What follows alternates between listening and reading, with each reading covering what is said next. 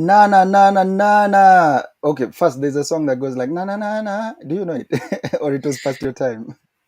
I know it, but I like Oh Nana. That's my name. Oh, okay, okay. We can work with that. Rihanna, it is. Okay, first, we are not even talking about Rihanna today.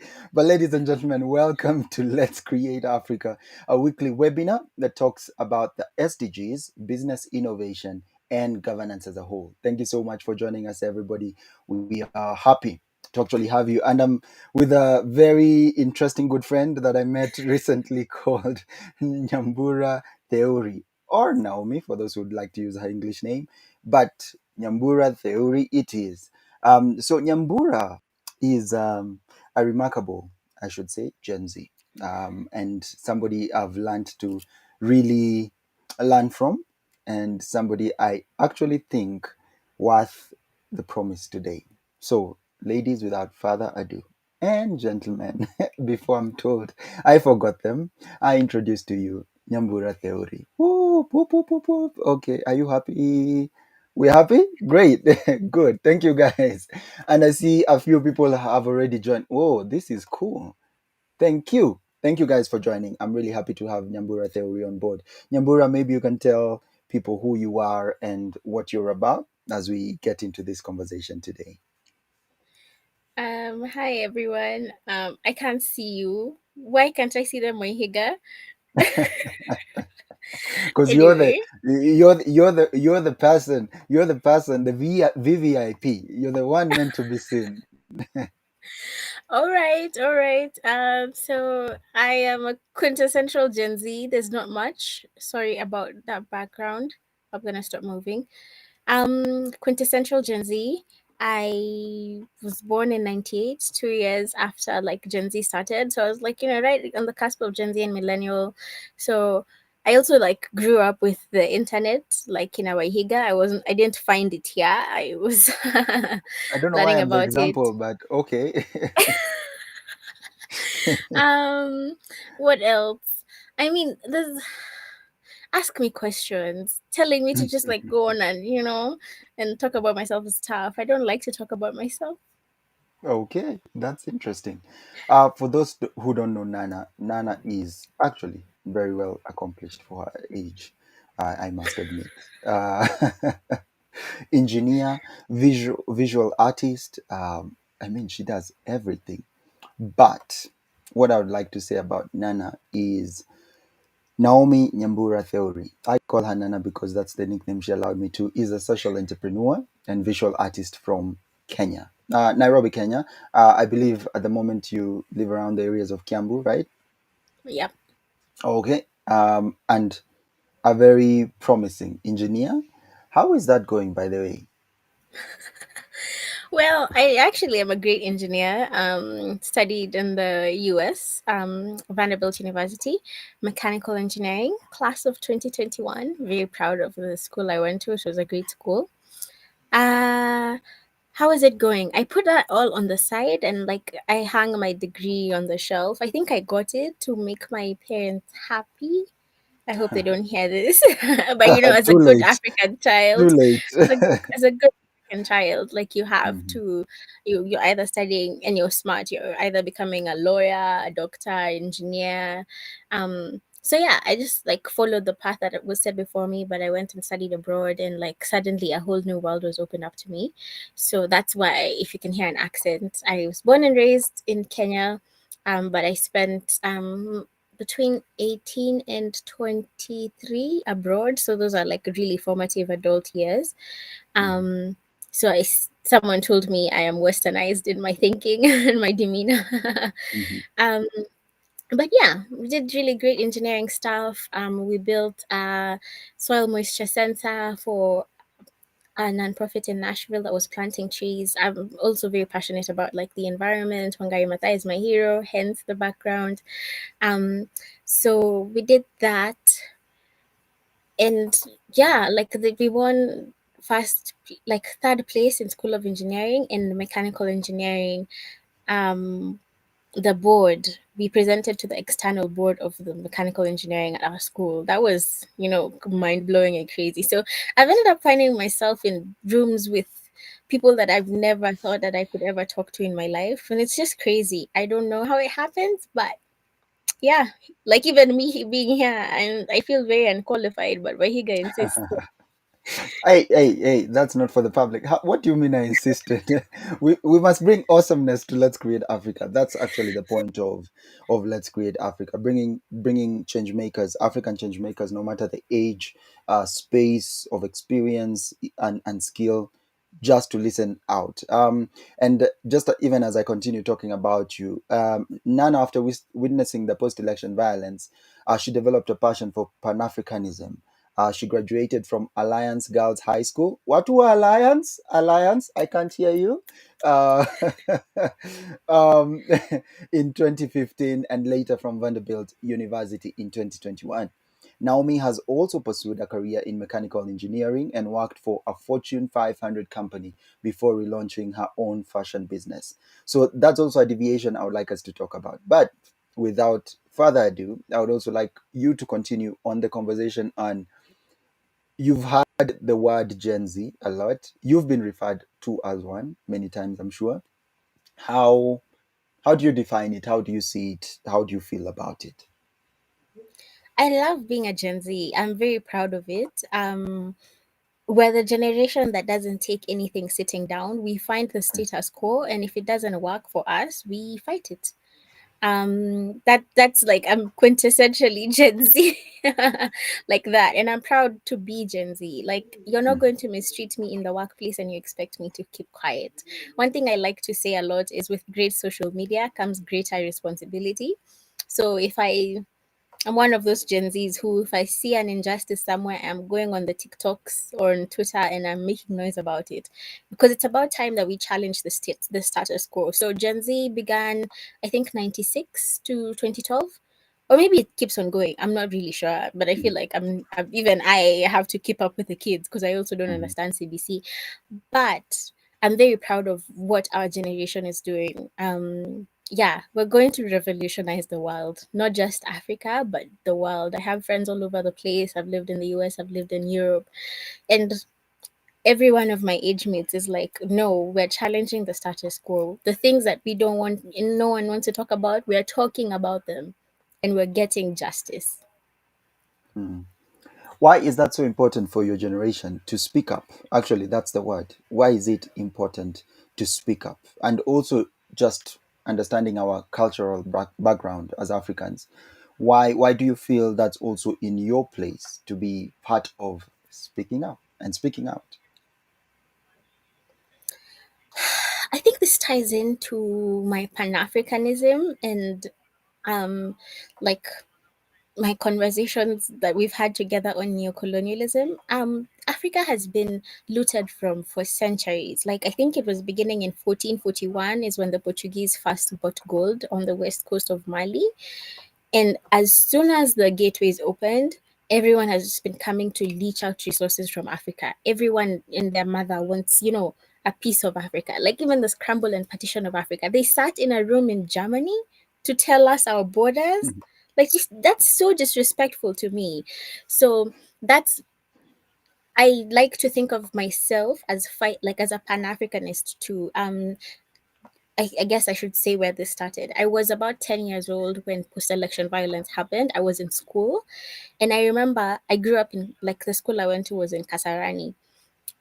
No one, and even I'm Kikuyu. I don't speak Kikuyu. My friends don't speak whatever languages they spoke. But I remember one of my very good friends, Stacy, telling me she can't be friends with me anymore because I'm Kikuyu and she's not. I don't want to say what tribe she was, but, like, I couldn't understand it. I'm 10 years old. What do you mean? What do you mean that I can't go to the shop and I can't play with my friends outside? That's very unfair.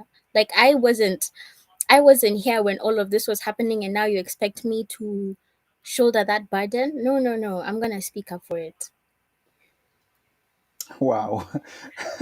Let me just give a shout out to Dennis Oshira. I can see you. Yes, I see your question. 98. Yes, she said it right. I won't even get into how old you are, sir. But thank you for joining us via LinkedIn. Dr. Sylvia Mochaba Akinsiku. Oh, thank you so much, Sylvia. Sylvia, for those who don't know, has also been on Let's Create Africa before, and definitely she'll be back now that she's a doctor. Whoop whoop! Thank you so much, Dr. Sly. That's what we call her. Also, her video is actually on our channel, the playlist, Let's Create Africa. So you can just go and check it out and see and hear from her. Thank you, Sylvia, for joining us. Also, Nana, some already surprisingly, somebody's asking, you're too young to be raising your voice. So why do you think it would matter in this generation, but also in this aspect and space and sphere that we are in as Kenya, even in the first place? I mean, I think we're very, very lucky, Waihiga, that we're connected globally. Like, I forget the statistics, but over 50% of the population now has access to social media Mm. globally, like in the Yep. entire world, you know? And have we, like, don't, we're living in a very unprecedented time in that aspect as well. So, yeah, you won't let me, like, you won't allow me to come into parliament or whatever, the big rooms where everyone goes, that I have no idea what happens there. That, like, old system of bureaucracy, it doesn't exist anymore. I was telling people, like, you don't need connections anymore. You just create a nice LinkedIn profile and you message the person you need to speak to directly. That's just, I've always been a go getter all my life. So why should you listen to me? I mean, you don't have to listen to me personally. Like, the good thing with the internet is there's everyone for you. Whoever you want to listen to, that's it's a good and bad thing, like, right? Like, the internet isn't just purely good or purely bad. Nothing really is. So yeah, we're connected more than we ever have been in our lives. And like, if I can, I'm in my room, I'm in my very tiny room right now, and here, like, people are listening to me. I don't know how many people are, like, on this call yet, but, or, like, even continuing, how many people are going to watch this. It's just, you can close the door for me, but I have an internet connection. What are you gonna do? Okay, that's interesting. If I may, with all due respect, you are speaking from a place of privilege. To Right, even yes. mention that you have an internet connection, which, I mean, still Kenya might be the highest penetrated internet connection country, but still there's so many people who cannot access the internet. How do you try balancing your voice and your privilege? And can you even just explain to us, if you don't mind, what is your place of privilege and how do you use it as a force for good? Yeah, I forgot to say I'm a little anxious, but yes, I do come from a huge point of privilege. Um, what am I, 24? And I've visited over 10 different countries in my life, all paid for by someone else. But you see, I still had the connections to know who do I need to talk to pay for these things. Mhm. Um, Even growing up where I grew up, like at my church, my dad is a pastor. So, like, a lot of my entire social community, as a child, was at church. I know people from my church who are also picked by Equity. I never thought it could be me because I used Equity Group Foundation to help me through all of those things. I knew people personally who had done this. So to me, it was possible. What bridging privilege is such a tough thing, Higa, because privilege, like, when you have privilege, you don't see it, right? Like, see how I Mhm. just bragged about having an internet connection. So Mhm. many people, like I said, over 50% of the global population has access to social media, but there's another 50%, right? People who've never even seen a smartphone, people who've never seen a, like, two-story building. And I don't know. I don't know. I try my best to expose myself. Like, okay, let me say something that just, like, blew my mind. According to Janet Mbogwa, about 70% of women in Kenya, in this Kenya, don't have access to sanitary, like, products, which they need every month. Women, Yes, yes. 70%. That's a mind blowing number to me. So, like, after hearing that, and I sat down and I thought, I don't even know one single person. I'm very grateful that my parents worked so hard that even in the community I'm in, I don't know one single person who cannot afford a pad. But you see, that's, like, I only know what, 25 to 30%. There's a whole 70% that I don't know. So Mhm. I've been trying, since I moved back, I've been trying to put myself in spaces where the, like, the majority of people live. I used to do this in the US. Like, I've never told you the story. I lived on the streets of Washington DC for like a weekend, just to put myself, to walk a mile in someone's shoes. I think that's the best way to develop empathy. Walk a mile in someone's shoes, right? And there's only so much you can do Hmm. for 2 days, right? But I really want to keep doing that. I moved back just a year ago. I've not been able to like put myself in the slums or within the homeless community in Kenya, so I can't speak about that. But I started small. Like, I needed to get like some routine tests done, and I went to Kiambu General Hospital. And I had been there before with my parents, but they had connections and they had money, and I was treated like a princess. So when I was going, I was like, yeah, it's a nice place, but oh my Mhm. god, Wahiga, the things I saw, the things I saw. I don't even want to expose them here right now. Oh, no, So no, no, yeah. no, no.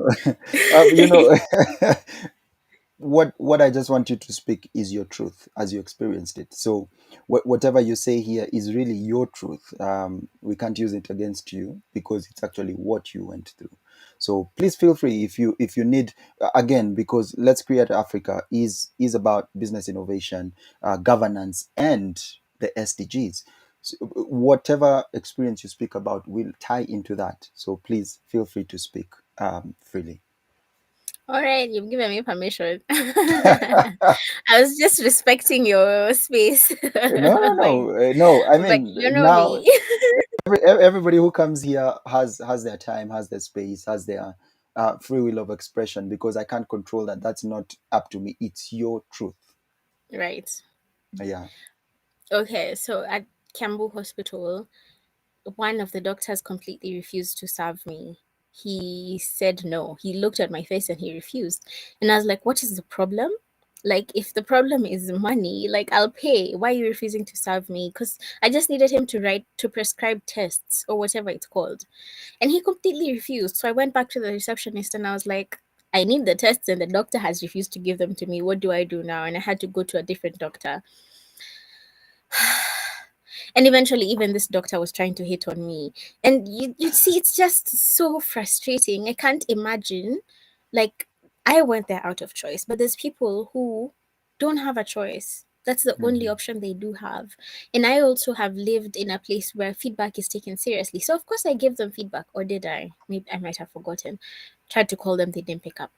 Um, but I also am empowered enough to know that I can give feedback, and it's someone should not be treating me like this, because I have been exposed to people who treat me better. But I can imagine if someone who's never been in this situation, like, hasn't had the experiences I've had, hasn't even like stepped on a plane, and this is the first doctor they're ever seeing.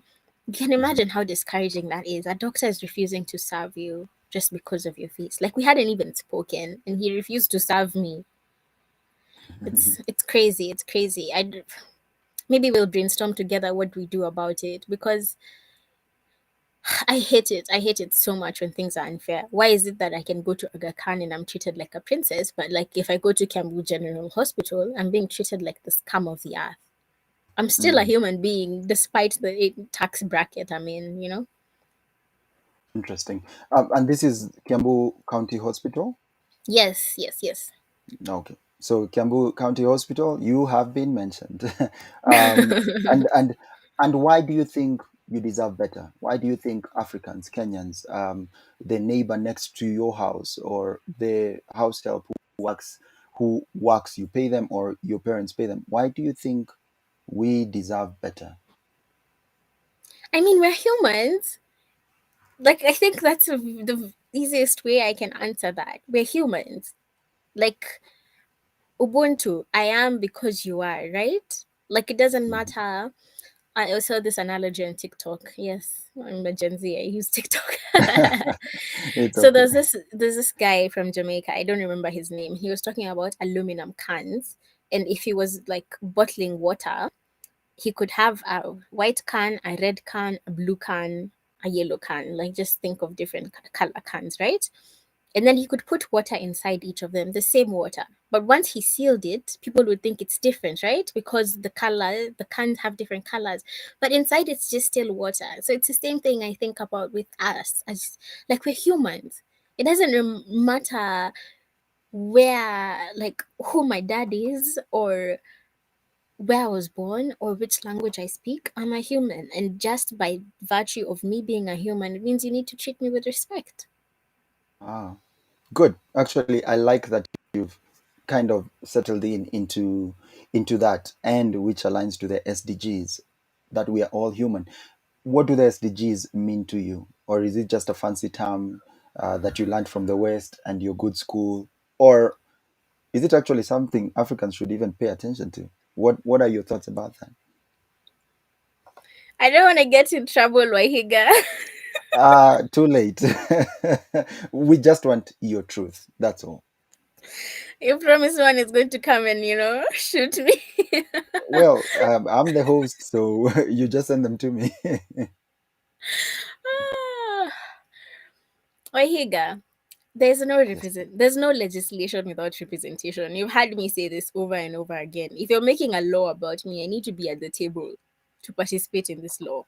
So you in your big offices with, like views from the 20th floor, you cannot be making policies for someone who has never even seen a one-story building. Like, without representation, there cannot be legislation. That's it. So I don't think SDGs are good or bad.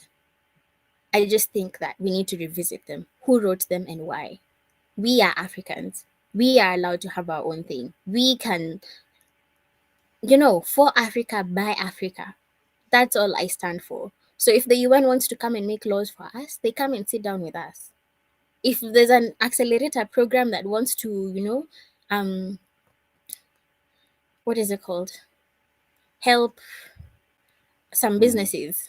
Entrepreneurs and the likes. Yes, that's what I'm Mhm. trying to say. Okay.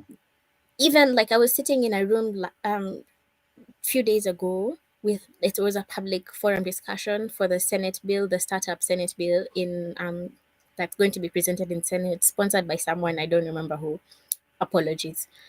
Johnson Sakaja, Oh, the governor. Yes, I the like governor. him. I like him. I like him. Mhm. But you see, Wahiga, they did not consider the Buddha guy. They did not consider the Mamamboga. Aren't those people entrepreneurs as well? Isn't entrepreneurship using, capital to buy something and selling it at a profit?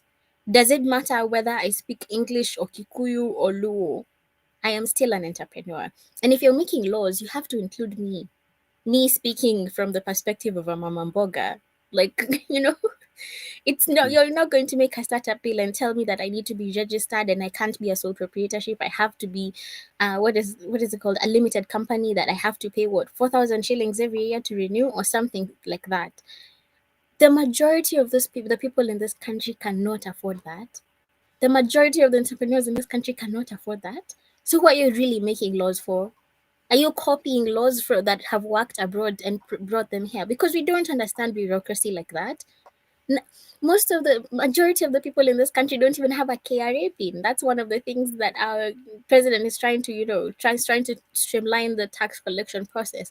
So if they don't have a personal KRA pin, they don't even have a bank account. What do you mean you want them to go to be re-registered by the registrar every year? Like, you see how that disconnect exists. And just because that's the law that, I don't know, a country in the West, I don't know where exactly they copied from, because that's not for us. It's not Mm. ours. We didn't make it ourselves. So I think we should just like go back to the drawing board and be like, all these bills that we're suggesting. Okay, what does your mom do? What does your dad do? That uncle that is problematic in the family, what do they do? Okay, now let's make laws for them because they're the majority of this country. Thank you, Nana, for that. I wonder, how would you use your voice to actually talk about such matters? Because you've been an entrepreneur, I believe, and you restarted your company, reopened rather, your company in 2021. Actually, please just give us a background in regard to your company before I even continue. All right, all right. I don't like to tell this story because it feels braggy, but that's not why I did it. Anyway, so I was at Alliance. We have already mentioned. I promise I'm not trying to be that person, but I started at just Alliance. just continue, ma'am. In from thank you, Charles. Charles. I'll just say Charles. I'm not Yes, trying to butcher your name. Charles Otuge. Um. So I was at Alliance, and I don't know if this system still exists, but if you've not paid school fees from Form 1, they wait for you in Form 4 first term to send you home, and they're asking for amounts above 300,000 from families that have never even seen 30,000 Wahiga. That is so wrong. And this is Form 4. And if we want to end cycles of poverty, we start with education. Education is the number one step. Um, so I was sitting in class, and these kids have, I think they were gone from school for like all of first term, I think. And this is March 2015. And I was like, that's not fair. And luckily, my dad had office on Nyota building, the junction of Du Bois and Accra Road for many, many years. So like I grew up going to Du Bois. If you're a woman, you know that Du Bois is where everyone goes to do something to get like, things for cheap. So I said, I know where we can get resources. So not res what give me a second. That's okay. There we go. I know where we can get beads and string and like to make like necklaces and everything like that. So we went to, yeah, I went to my class teacher and I was like, we can do this. We can make them and sell them, and all the profits are gonna go to raising school fees for these kids, because now you've sent them home. That's not even helping because you've sent them to more poverty. So we started selling beads. We did it for a month. I think we started with a profit, like with a capital of like 1,000 bob, and within the month we made like 10,000. And I was like CEO, and like I was talking to the administration, being like, we're doing this. And if we want people to buy our stuff, you have to allow them to wear it. So during that time, people were even allowed to wear jewelry. High schools don't like people wearing jewelry and everything. Like everything just like streamlined so nicely.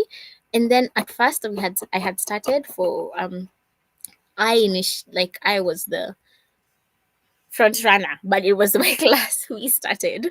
Um to raise money for three kids, just three kids in our class. I don't even remember their names now. But then other Form 4s heard about this, and every single free minute anyone had, most Form 4s, they were in my class and we were making beads. And the thing with beads is they go everywhere. They look pretty, they do look beautiful, but they go everywhere. Mhm. um, and then Alliance went back to the drawing board and they're like, we need our Form 4s to study because they care about their reputation, right? So within this month that we raised 10,000, they said it's okay. We'll just bring everyone back. We'll figure out a way how we can collect our monies from these people, but we'll bring them all back. So then when they brought them all back, like the business had achieved its purpose, and I put it on the shelf. And then I went and studied abroad and did the engineerings and everything like that. And then I my heart has always been in Africa. Like if you asked me then, I'd be like, I'm graduating and moving back home immediately.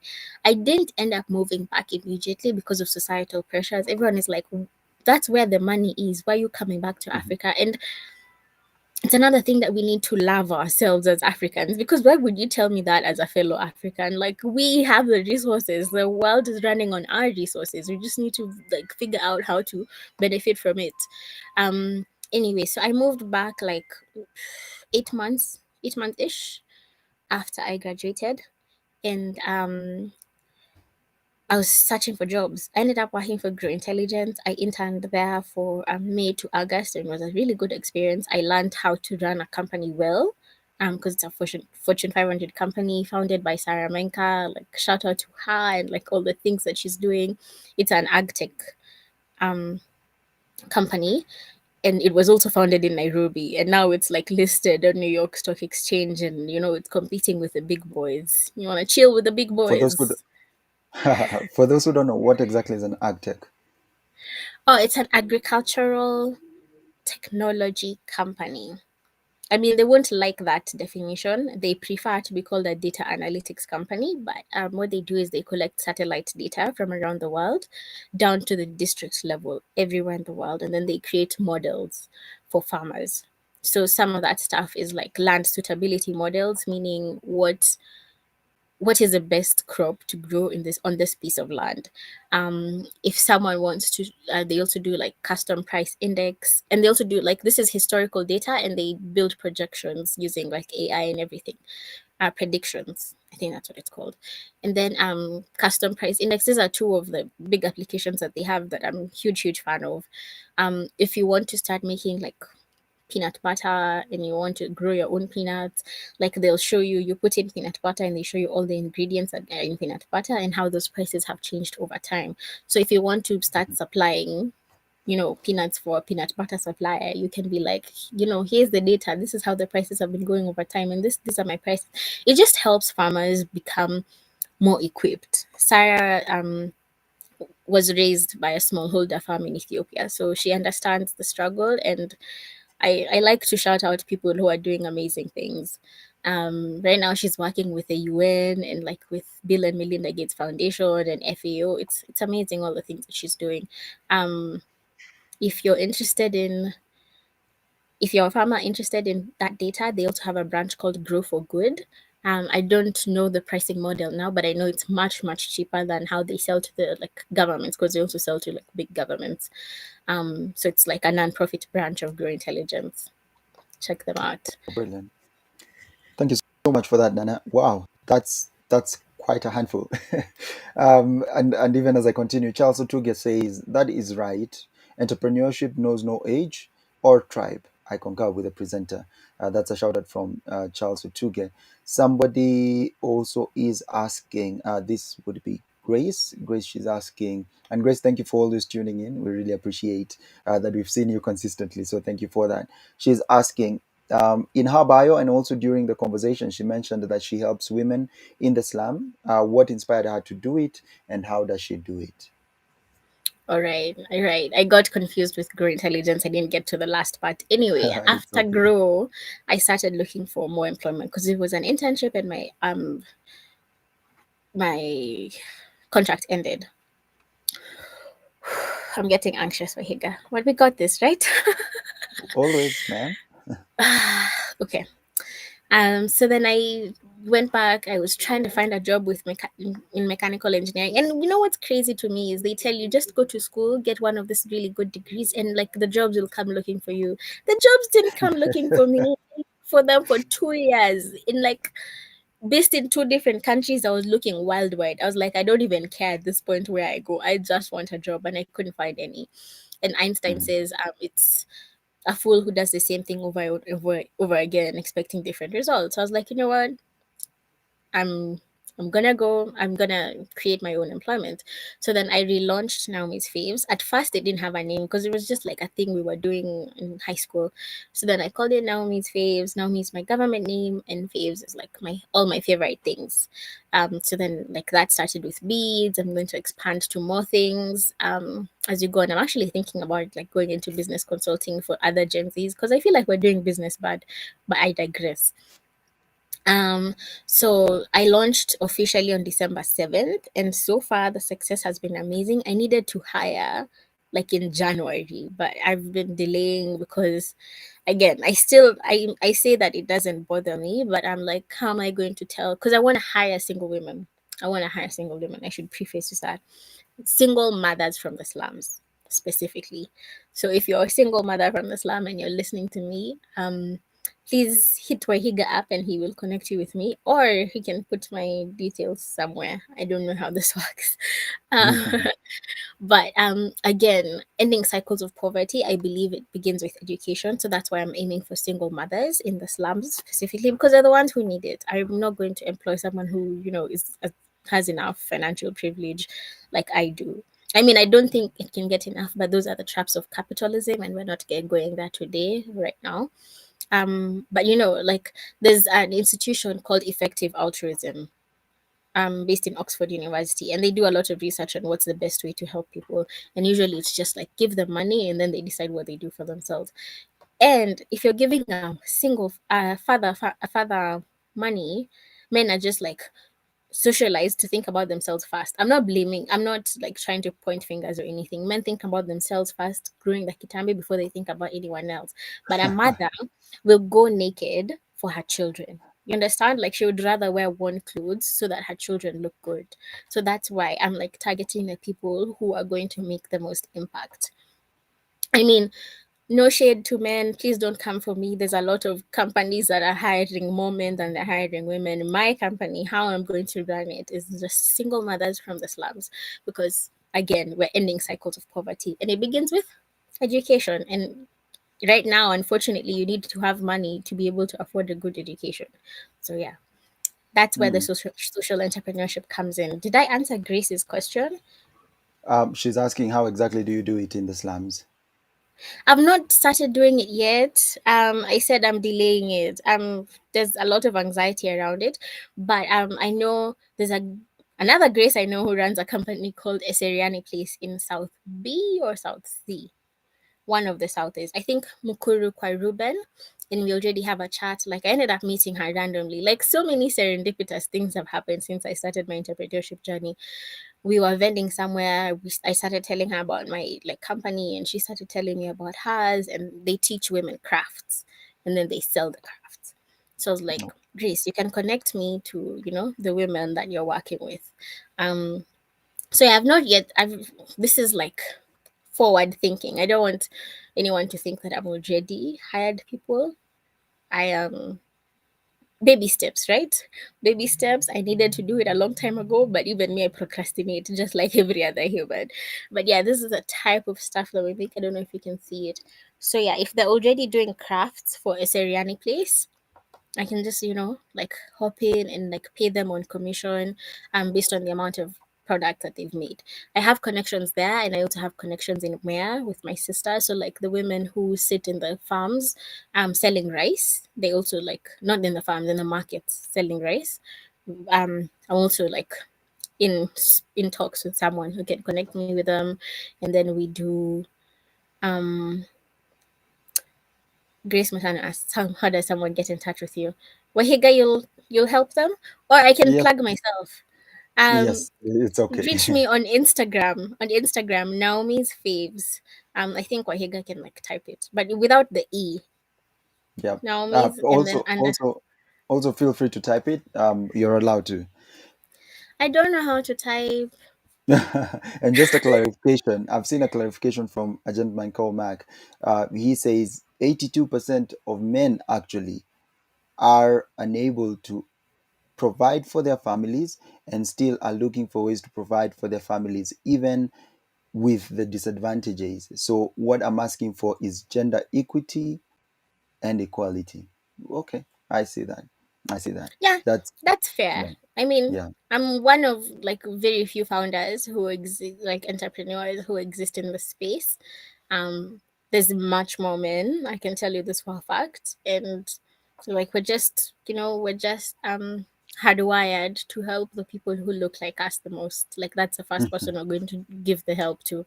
So um I'm so sorry for the 82%. I hope that they get help somehow.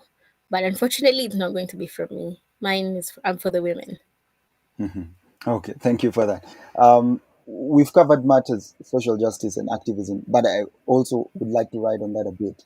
Gen Z is often described as the most socially conscious and politically active generation. Are you personally politically active? Oh, yes. Yes, 100%. I love my country way too much to say I'm not into politics. Okay, good to know.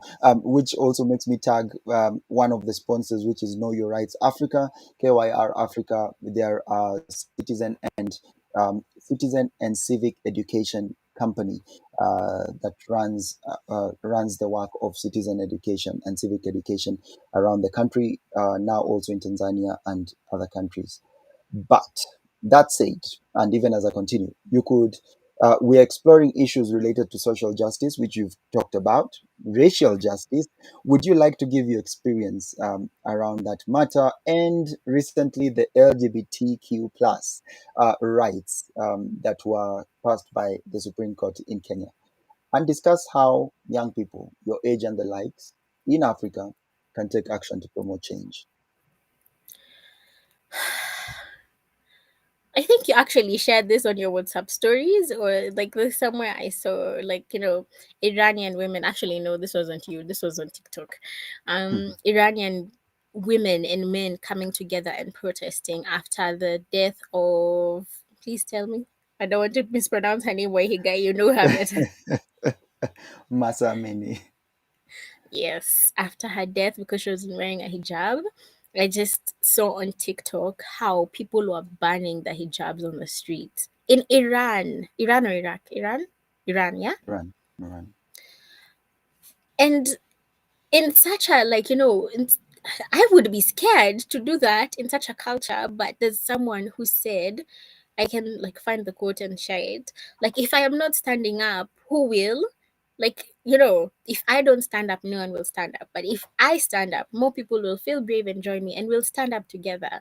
So I think we just need that one person who's not afraid to, who's not like, who's afraid of death. Because surely for the cause, death is like, it's a revolution. It's a revolution. I know this is just my perspective. My Mhm. perspective is I'm going on the streets and, like, they're going to tear gas me and everything. Okay, let them do it. I've not been like active in marches like that in Kenya, but in the US I used to, like, women's marches, I attended them all. Gun violence marches, I attended them all. And I'm also a very, very big softie inside. I'm very sensitive. So I was in the US during George Floyd's death and Black Lives Matter, that movement. And Wahiga, just seeing those people being murdered like that, I felt like they were murdering my brother. How could I not say something about it? How could I really not? The question is, how am I? The question isn't, how do you say something? The question is, how are you not saying something? Because the injustices are everywhere we look. Like, I was even thinking about, the recent report by BBC on like tea farms exposing Unilever and exposing Finlay Company. Um, why is it that someone told me that women have been doing this for generations and generations, have been going through this, but no, not even one person has stood up. And it hurts me because as women, we're socialized to keep the peace no matter the cost. Even if it's hurting us, even if I'm bleeding, we've been socialized to keep the peace. But no, no, no, no, no, no, no. That time is done. That time is done. We're speaking up. Because if we don't speak up, who will? That's just my opinion. Like, I usually joke around and say, if I need to take off my clothes like Wangari Maathai, I gladly for protecting Mother Earth and women. Those are the people I think have been disenfranchised by all the systems that we have right now. Hmm, And racial interesting. justice, I don't even think I want to get into it. It's just so unfair. So unfair. And I might even start crying. I said I'm a big softie inside, that, like, King Leopold II, the most evil man in the world, is not known the same way Hitler is known because of the Holocaust. The Holocaust happened, it was terrible and it ended, but it was, I'm not justifying anything, it was really bad that it happened. But the horrors in DRC have been continuing. They started before the Holocaust and they've been going on after the Holocaust. But is anyone talking about it? No. Because why? We're blacks. It's the black people who are suffering. Even with the earthquakes in Syria and Turkey, I heard that the West had put sanctions for I don't know what businesses. Like, Mother Earth does not respect whether you're Muslim or Christian or, whoever, like, whatever you worship. If Mother Earth is coming for you, she's coming for you. And what we need to do for each other is stand together. I mean, yesterday I went on a, deep dive on TikTok about the blizzards that are happening in the US. And, like, the help is concentrated in the places where people look a certain way. In the places where people do not look like that, they're having to shovel with a, is it called a djembe? A shovel with A their shovel. hands. 16 inches of snow. People who have never seen snow in their lives, but they're not even getting help. Like, you see how everywhere in the world, everywhere you look, injustices are happening, but the people who are getting justice are the people who do not look like me. Mhm. And I think that's so, so unfair. How do you see the same situation also in Kenya? How have you seen, for example, Oh, tribal injustice happen? I know you spoke about something as we were beginning, but could you mention further on that?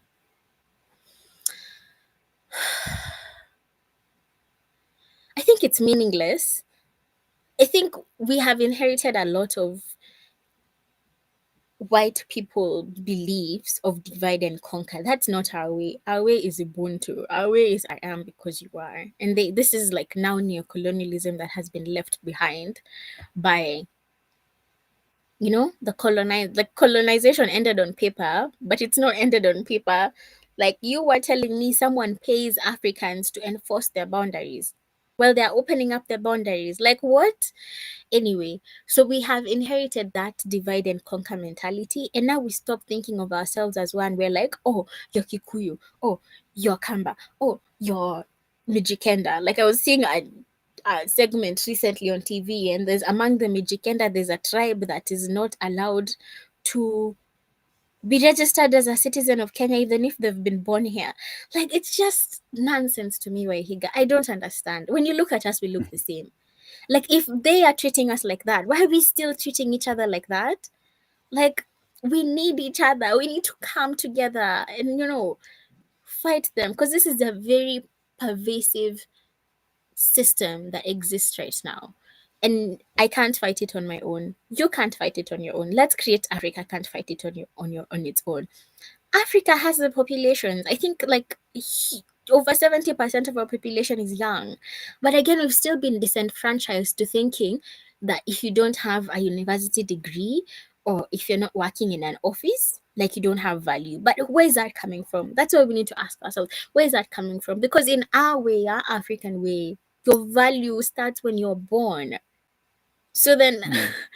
why are we looking at each other like we're less than? Even like nonsense elitism, like, oh, me, I work at Safaricom and you work at Telcom. Therefore, and like, see, at the end of the day, we're both making money for our families.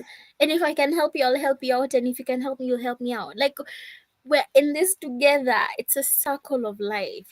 So it's just, it's unfortunate for the elitism and the tribalism and all this like little divide and conquers we have here in like Kenya and Africa.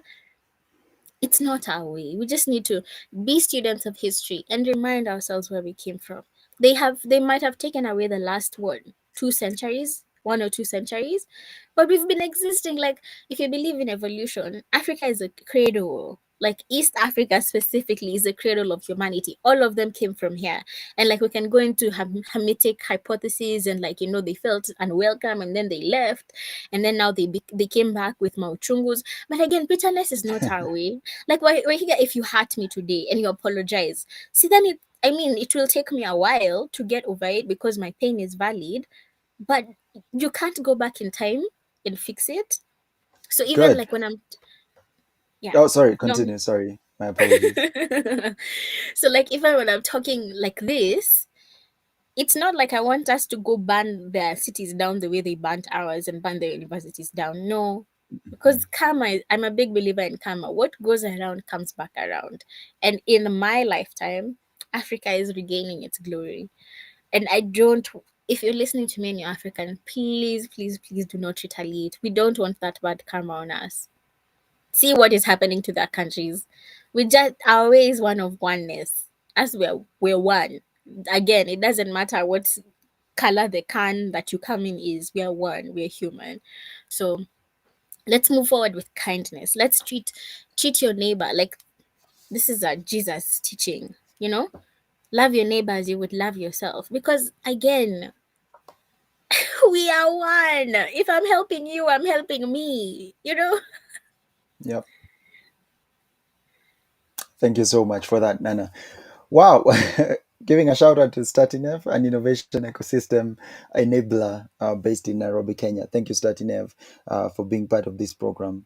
I already mentioned Know Your Rights Africa. I'm also mentioning Let's Create Africa, who have been part of this. Nana, recently the Supreme Court passed a law in regard to supporting the registration of LGBTQ plus organizations in Kenya. What are your thoughts around that? That's my thoughts.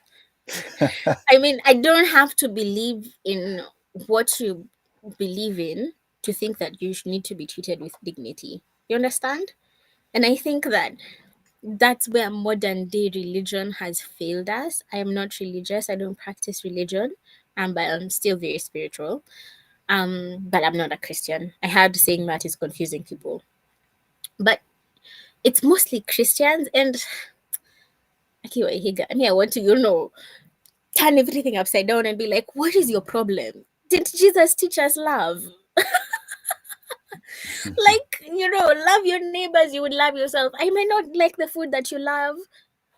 Also, what is someone else doing in their bedroom? Is it my business? No, it's not. If they're treating me with kindness, that's it. That's all that matters.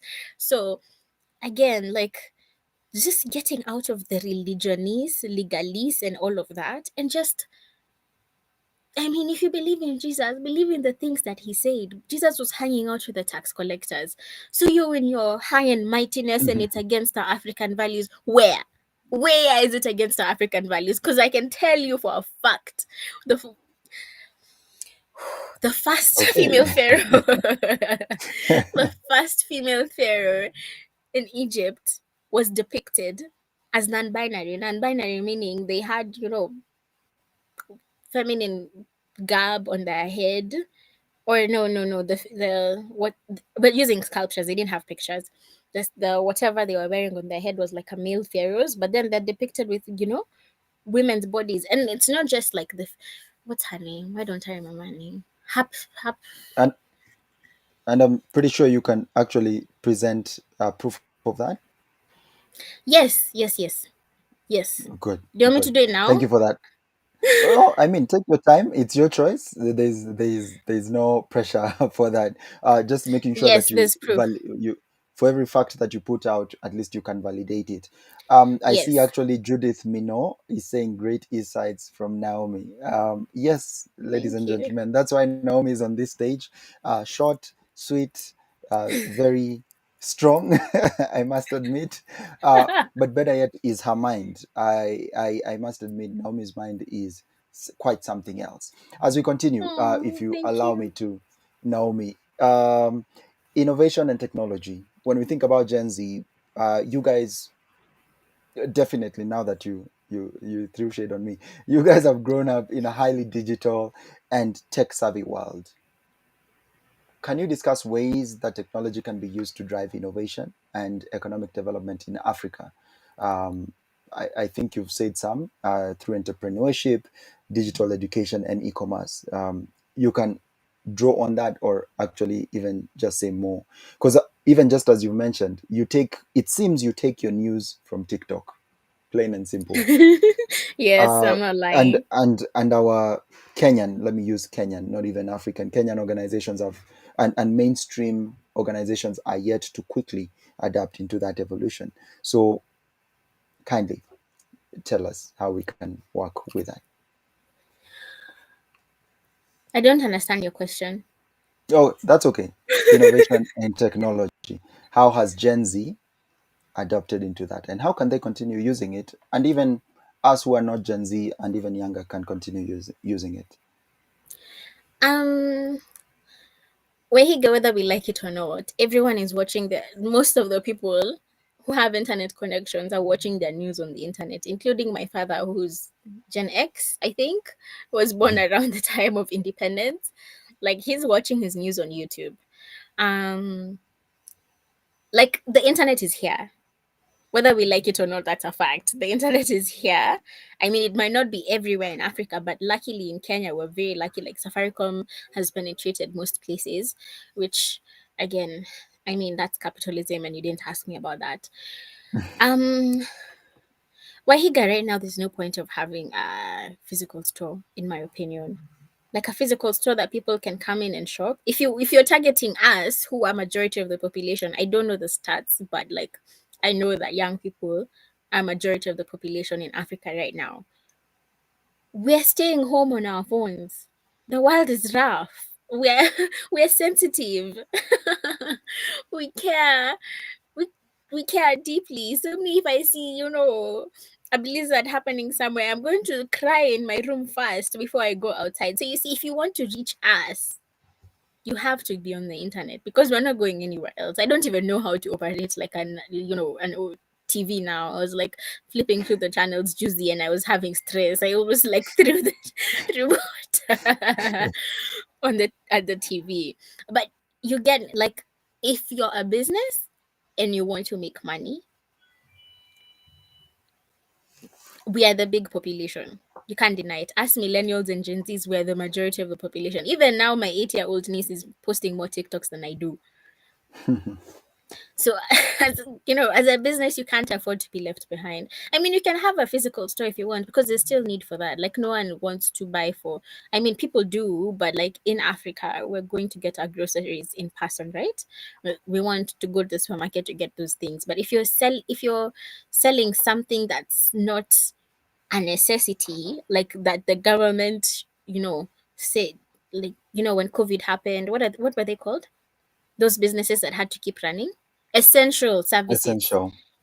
If you're non-essential, you need to be on the internet. You can have your physical location, that's okay, but you need to be on the internet, and that cuts down on your revenues incredibly, because all your, like, most of the things you're paying for, I can speak from experience. I'm paying for internet, I'm paying for a website, and like I'm not even paying for courses on digital marketing. Like, there's free courses on that everywhere on the internet. But if I had a physical location, I'd be paying rent, I'd be paying an attendant to stay there 24/7, and other expenses that I don't know because I've never had a physical store location. But I know, like, even revenue wise, it makes more sense to be an e commerce. And again, you have access to everyone globally if you have a website. So you're just limiting yourself if you're not hopping on the bandwagon. Not everyone. I heard you say, not everyone, but like No, no, you have access to people around the world. no, no. You My know. was actually because you touched on a point that my generation and onwards older and keep saying that the Gen Z is too sensitive. And you've actually talked about that, about being a sensitive generation. And mental health and wellness is a key concern and growing concern for many young people, and Gen Zs are no exception, right? So, could you kind of explore some ways to promote mental health and wellness in African communities? For who is promoting? Is it the Uh, government or just like individuals? you can mention anybody you want to drop in. It's okay, I including mean, Kiambu County Hospital that was concerned about giving you proper treatment. That could have caused you some craziness. So, I mean, what yes. what aspects can you mention? And even as I continue, sorry to take your time. How What? can it be optimized, like through access to mental health services, destigmatizing mental illnesses, and even promoting self-care? What are the ways, as a Gen Z, can you advise policymakers, innovators, and even the SDGs to pass this down to us? First of all, you don't need to apologize for taking my time. We're friends. Number two, um, it's a reality. Like I was telling you before we went live, that I had a panic attack right before this meeting. And if you see me, like, I'm not apologetic about saying I'm feeling anxious. I'm going to take a deep breath like that. It's not Gen Z that's sensitive. We're just loud about our sensitivity. Like, you can't tell me. Like, you'll see people being shot, unarmed men being shot in, like, the semi-arid areas in Kenya with machine guns by, soldiers in a pickup, and not feel some type of way. So it's not just to make it clear, it's not Gen Z that's just sensitive. We are sensitive and we're loud about it. We wear our hearts on our sleeves. And I think that's step number one. Even before anyone else comes in to help you with mental health, you need to allow yourself to feel emotions. You know? Like emotions come and go in waves. When a wave comes, I'm not very sure if it ever comes back, but I think of it as, it just comes, and like, the wave comes, you accept it, you sit with it, and then it passes. Like, I'm not even apologetic about the fact that I cried because I was anxious today, but do I look like I'm sad anymore? No, because I cried and I let it pass. I didn't hold it within me. So that's step number one. Before anyone else can come and tell you anything, you need to allow yourself to feel emotions. And I'm speaking from a place of experience, because I've been suicidal 3 different times in my life. Because again, what did I think I was going to do? I'm just gonna sit with my emotions over here, and I'm not going to burden anyone with them. But you see, like, even my dad says, and he talks about not forgiving, but it's just, you know not okay, let me say what he says. Not forgiving is like drinking rat poison yourself and expecting someone else to die. So even like the bitterness and the hatred and everything that you're holding on to, it's hurting yourself. It's not hurting the other person. Like, if someone here on this call doesn't like how I speak, like, okay, that's fine. You don't like how I speak, but like, don't have any bitterness or hatred, because that's going to hurt you. Because me, I don't know you. It's not going to affect me in any way whatsoever. Um, and then the government just needs to do, like, you see the way they were drumming it down our brains, like, oh, this is what the brain looks like, the hippocampus, the hypothalamus, the whatevers, the parts of the ear and the eye. I wish they had taught us financial education and mental health. Like, how do you recognize signs when someone is unwell? Again, I keep going back to education is like the foundation. Education is the foundation, and then we can work from there. So are we teaching people about mental health? The statistics are crazy. It's like more men, at least by 4 times magnitude, commit suicide around the world than women. And how have we been socialized? Women have been socialized to be open about their emotions. Men have been socialized, no, you don't feel, you're not supposed to feel, you're not supposed to cry. And I have to congratulate you here, because I heard you saying that you go to therapy and you allow yourself to cry. And I think we should just allow ourselves to feel emotions, because they're part of us. We can't hide them. We can't hide from them.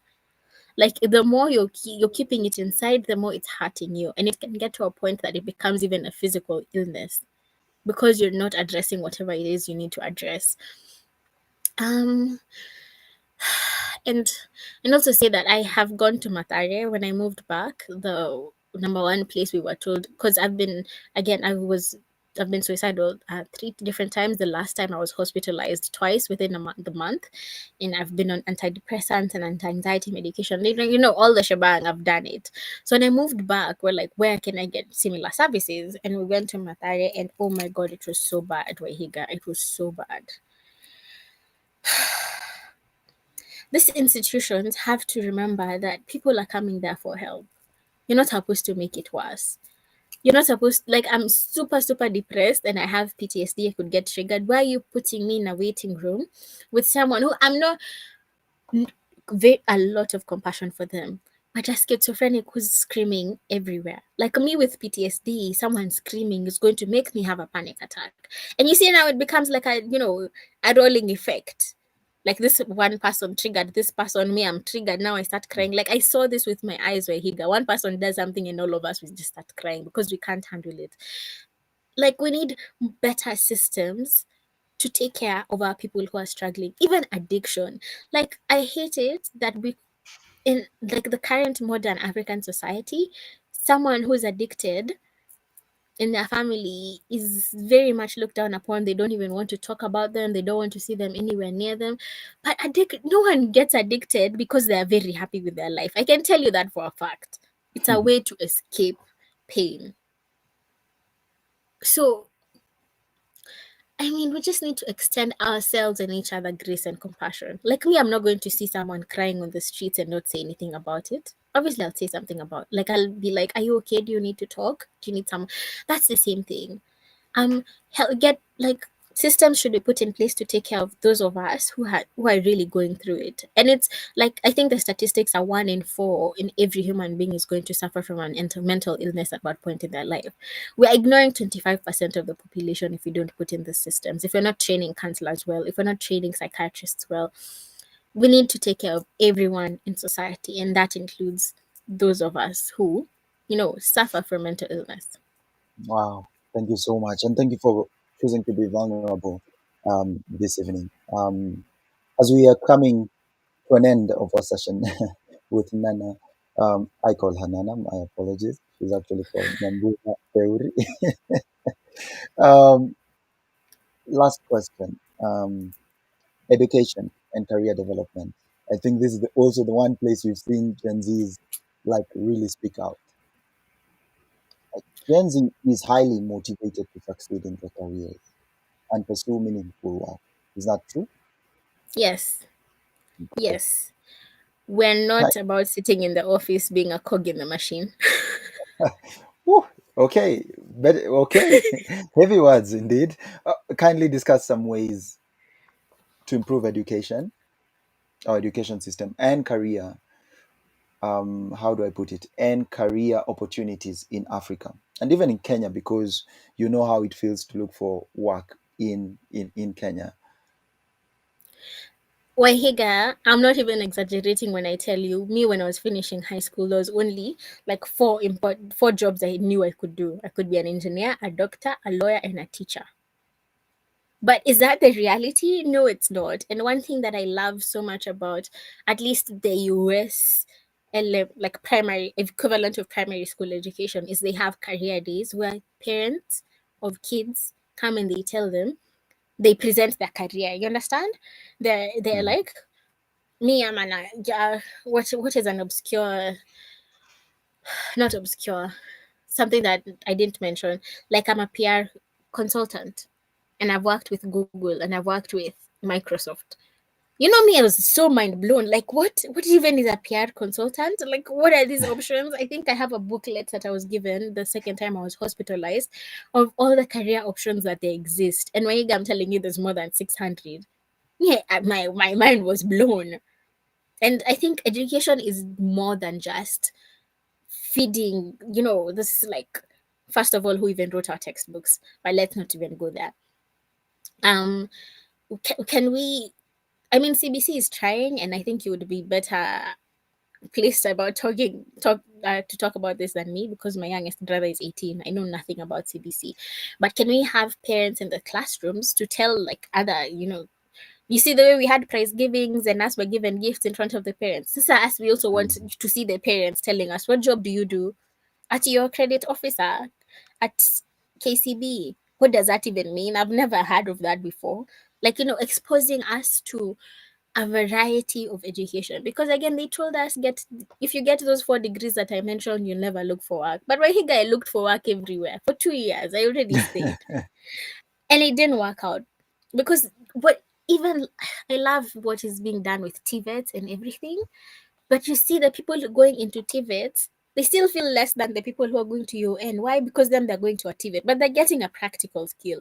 Like you see, we need to show. I mean, I'm a visual artist and I'm also very much a visual learner. Like I said, I was lucky that I had seen people who had gone and studied abroad for me to think that it was possible for me.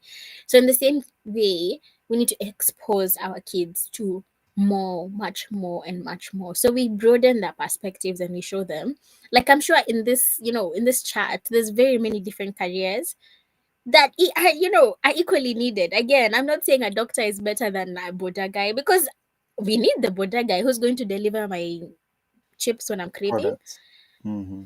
We need the matatu driver because like who is going to be driving the matatus? Like every single one of us, is important. And I'm going to use an analogy of like um what is it, the body of Christ. Like my hand and my ear, they do different things, but does that mean my hand is better than my ear? No, it does not. So I guess we need to just be proud of where you are and like show kids, if you love your job, go find a group of children somewhere and tell them about your job, and you might inspire one of them there to pursue it. Again, we don't know these things exist. We need to be shown that there's more to this life than just the four things I mentioned. Thank you, Nana. Young, loud, black, and proud. Yes. Nana, as we come to an end of this session, what would be your closing remarks? And just making sure that everybody knows we've actually taken 10 minutes over. But thank you for being with us through this. I think Nana had so much to say. Yes, please, kindly. I don't have closing remarks. I feel like I've given everything. But I'm an entrepreneur. I make and sell beads. I guess that could be my closing remarks, right? Please go and support me. Waihiga put everything in the description box. And Yes, again, I am because we are. That's it. That's all. thank you so much, ladies and gentlemen. Today we had Naomi Nyambura Theuri. Thank you so much, Naomi, for joining us. I call you Nana for reasons best known to me. Thank you so much for joining us today. We were just having a very good conversation around Gen Z and your work as activism in action, young, black, proud, and loud.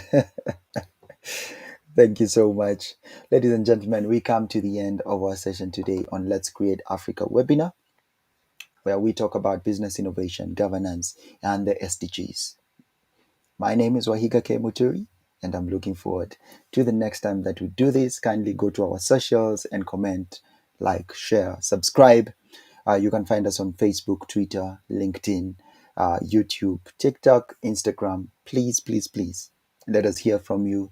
Keep tuning in. We love that all of you have been tuning in, and we still have numbers still continuing for people who are tuning in either via their phone or laptop or desktop. Thank you so much for joining us. I also want to say thank you to the companies that have been part of making this happen. That will be Startinev. Thank you so much for joining us through this and just partnering with us, an ecosystem enabler, innovations ecosystem enabler. Thank you for making this happen. Let's Create Africa, which is also a communications and a social enterprise leveraging on PR, comms, and media to build opportunities to the bottom line in Africa. Thank you so much for being a part of this. I'd also like to say thank you to KYR Africa, that's Know Your Rights Africa, who have been a part of this. Also saying thank you to Decent Jobs for Youth for allowing us to have such a conversation with many young people and many conversations around growth and development and making things work for Africa. The future of work, for creating and exploring opportunities for job creation in Africa as a whole and in Kenya. Soko, who are also an e-commerce. Thank you so much for being part of this. Decent Jobs for Youth, I say thank you once again. And without further ado, this brings us to a close of our session. I see a last comment from Charles Utuge. Thank you, Charles. A good session. Thank you very much, Charles, for joining us for this. We appreciate your effort and even taking time to be a part of this. Without further ado, ladies and gentlemen, have a good night. God bless and take care of yourselves. My name is Wahiga Kemuturi, and I was hosting Nyambura Theuri Naomi. Good night and God bless. Thank you.